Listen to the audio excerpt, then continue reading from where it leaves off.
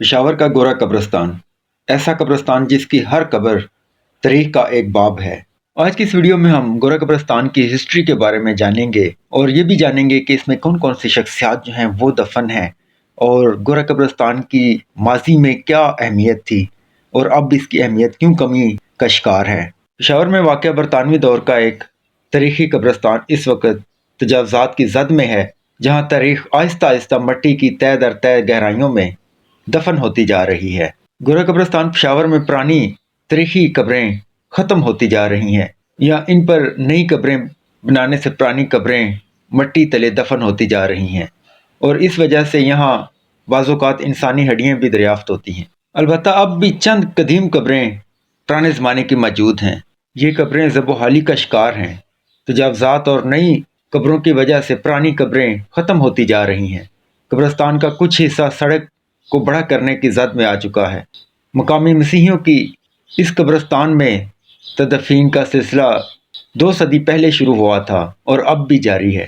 ماہرین کا کہنا ہے کہ نئی قبروں کی کھدائی میں خالی جگہوں کی تلاش نہیں کی جاتی، بلکہ پرانی قبروں پر ہی نئی قبریں بنا دی جاتی ہیں۔ پشاور کے گورا قبرستان کو اس حوالے سے بھی انفرادیت حاصل ہے کہ اس قبرستان میں برطانوی دور کی ایسی شخصیات کی بھی قبریں ہیں جو افغانستان کے ساتھ جنگ یا مختلف قبائل کے ساتھ جھڑپوں یا تشدد کے دیگر واقعات میں ہلاک ہوئے تھے۔ ہر قبر تاریخ کا ایک باب۔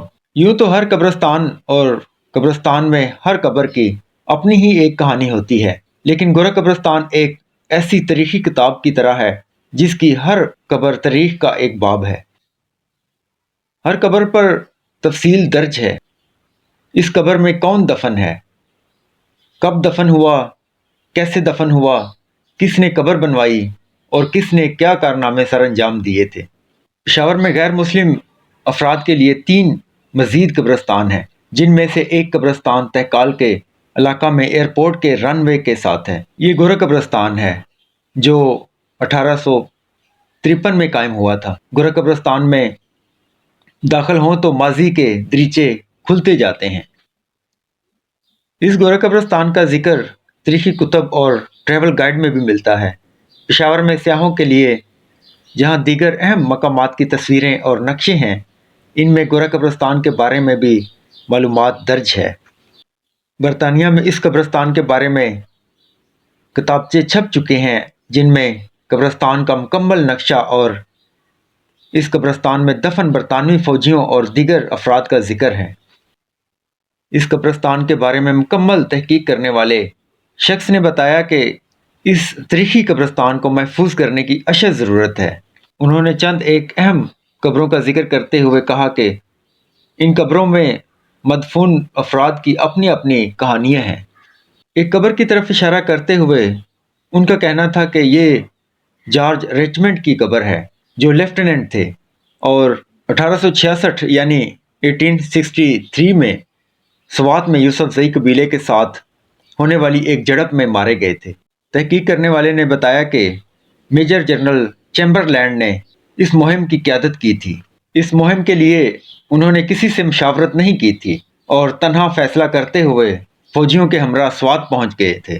اس مقام پر مقامی قبائل کے ساتھ جھڑپ میں برطانوی فوج کو بھاری قیمت ادا کرنی پڑی تھی اور اطلاعات کے مطابق اس میں 1000 برطانوی فوجی مارے گئے تھے۔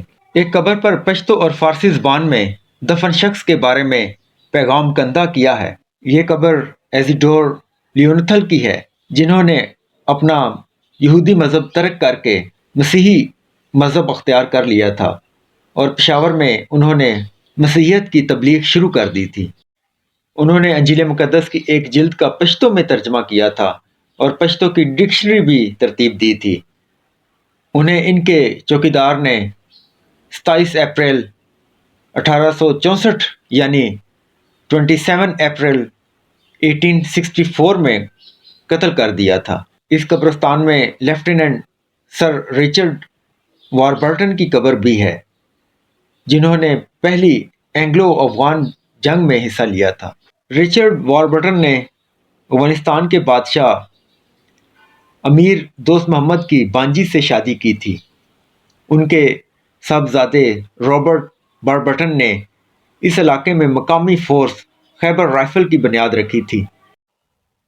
रिचर्ड वारबटर 1866 यानी 1863 में इंतकाल कर गए थे।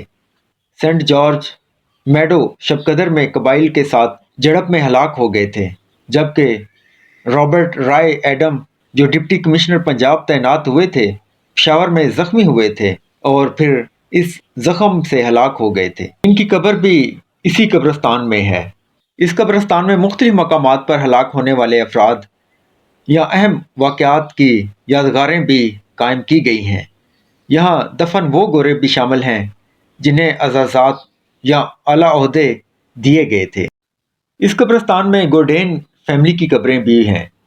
डेरा इस्माइल खान और टंग में कायम मिशनरी अस्पताल में एक अरसे तक गोडेन फैमिली के अफराद मकामी लोगों को इलाज मुआलजे की सहूलियात फ्राहम करते रहे हैं और इन इलाकों में बुजुर्गों का कहना है कि अक्सर लोग इलाज के लिए इनके पास जाते थे। पेशावर के 5 बड़े सियाही मकामात में खैबर पास के अलावा गोरा कब्रिस्तान का भी शुमार किया जाता था, जिसे देखने बड़ी तादाद में सियाह आते थे। लेकिन माजी में घने दरख्तों और सब्ज़ पौधों और फूलों से भरा ये कब्रिस्तान अब मुख्तलिफ मकामात से वैरान हो चुका है। यकीनन आज की वीडियो आपको पसंद आई होगी। अगर पसंद आई है तो चैनल को सब्सक्राइब कर दें और साथ में बेल आइकन को भी प्रेस कर दें ताकि आने वाली तमाम वीडियो के नोटिफिकेशन जो हैं वो आपको मिलते रहें। आज के लिए इतना ही, मिलते हैं नेक्स्ट वीडियो में। तब तक के लिए गॉड ब्लेस यू।